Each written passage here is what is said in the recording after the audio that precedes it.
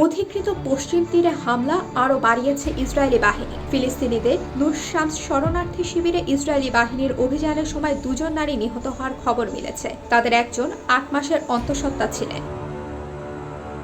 ওই শরণার্থী শিবিরে ফিলিস্তিনি পরিবারের উপর এলোপাতাড়ি গুলি চালায় ইসরায়েলি বাহিনী। গতকাল রোববার ফিলিস্তিনের স্বাস্থ্য মন্ত্রণালয় এক বিবৃতিতে জানায়, অভিযানে সোন্দোস জামাল মুহাম্মদ সালাবি নামের এক নারী নিহত হয়েছেন। গুরুতর আহত হয়েছেন তার স্বামী। 23 বছর বয়সী সালাবি ও তার গর্ভের সন্তানকে বাঁচানো যায়নি বলে বিবৃতিতে উল্লেখ করা হয়েছে। এর কারণ হিসেবে আহত দম্পতিকে দ্রুত হাসপাতালে নিতে ইসরায়েলি বাহিনীর বাধা দেওয়ার কথা বলা হয়েছে।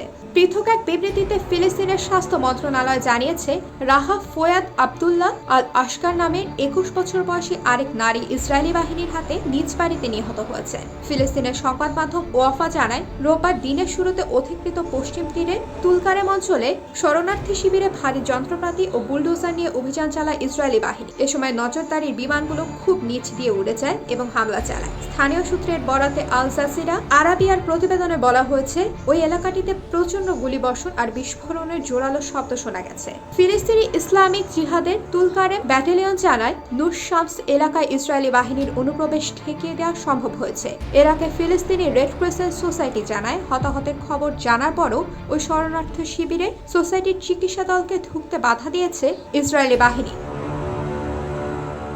ইসরায়েলি বাহিনী বলছে, তারা ওই শরণার্থী শিবিরের ধ্বংসাত্মক কার্যকলাপে জড়িতদের বিরুদ্ধে অভিযান চালিয়েছে। ওই এলাকায় জারি করা হয়েছে কারফিউ। অধিকৃত পশ্চিম তীরের উত্তরে জেনিন, তুলকারেম ও তুবাসের ফারা এলাকায় থাকা শরণার্থী শিবিরগুলোতে কয়েক সপ্তাহ ধরে অভিযান চালাচ্ছে ইসরায়েলি বাহিনী। এরই ধারাবাহিকতায় নুর শামস এলাকার শরণার্থী শিবিরেও অভিযান চালানো হয়েছে।